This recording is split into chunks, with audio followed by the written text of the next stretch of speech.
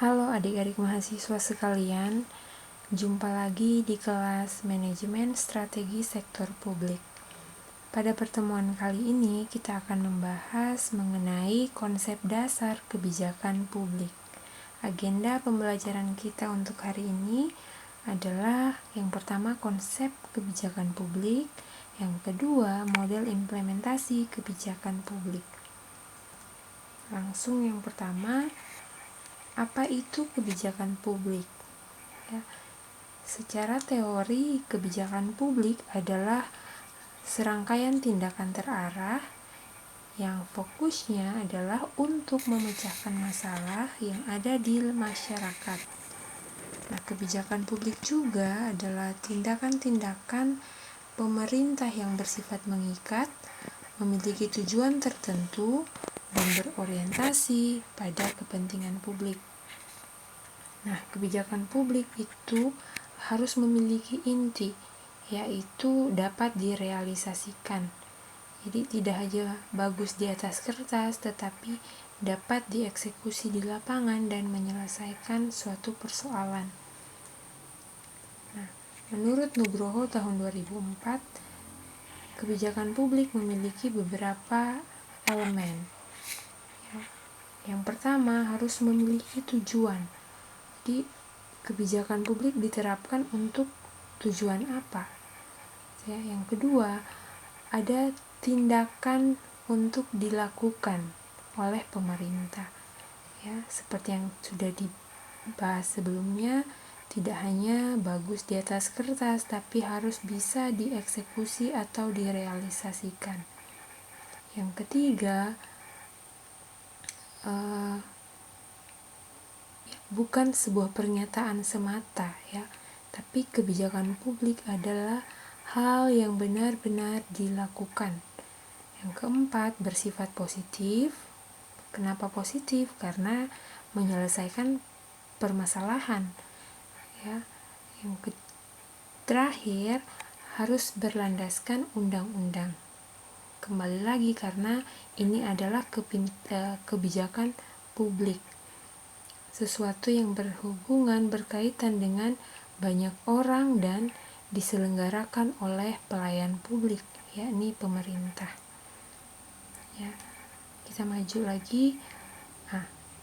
Dari definisi-definisi yang sudah dijelaskan sebelumnya, kita dapat menarik satu garis merah, benang merah, bahwa kebijakan publik memiliki unsur-unsur penting.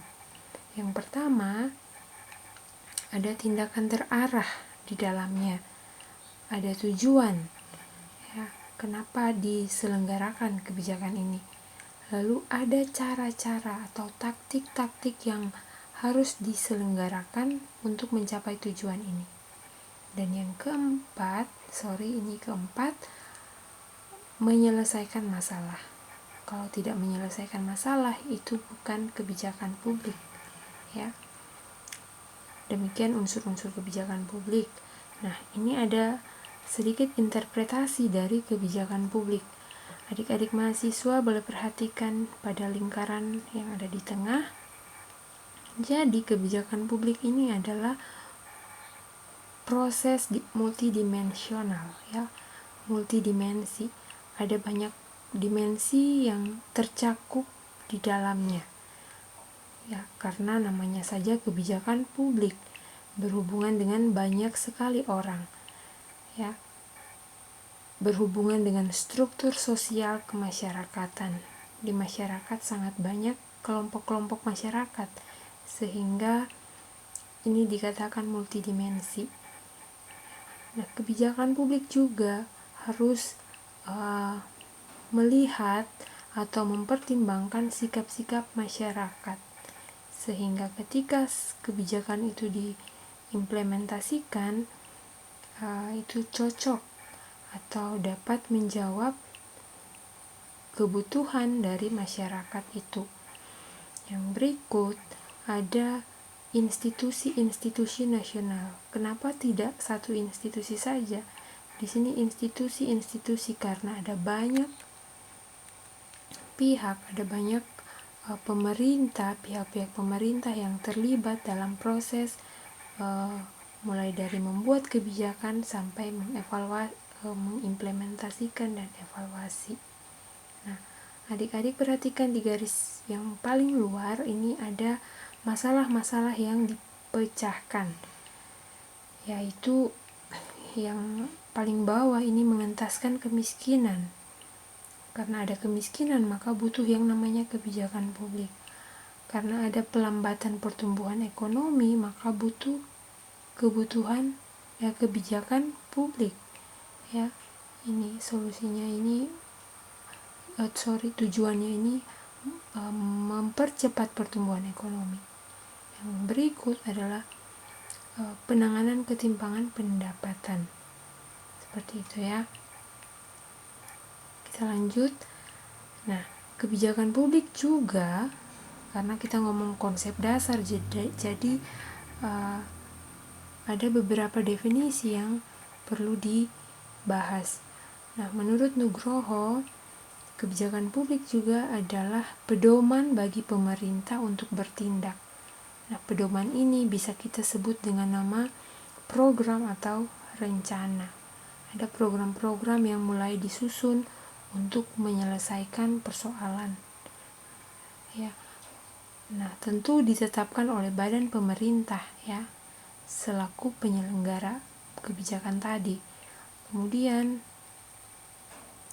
ada alokasi anggaran tertentu untuk mendanai penyelenggaraan kebijakan, karena tidak mungkin kebijakan itu berjalan tanpa ada dana.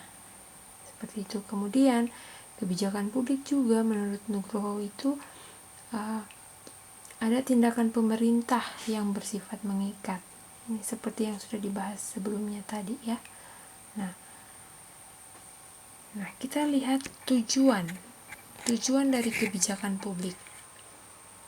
Yang pertama, mencapai hasil tertentu yang diharapkan.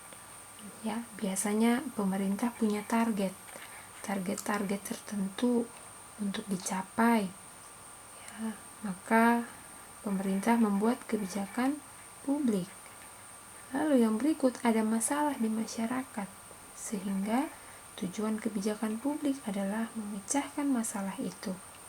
Yang berikut, ada kebutuhan atau kepentingan masyarakat yang harus diselesaikan atau dipenuhi atau dijawab oleh yang namanya kebijakan publik. Nah, ini menurut hasil penelitian, ada variabel atau faktor yang mempengaruhi cepat dan lambatnya kebijakan publik itu diterapkan.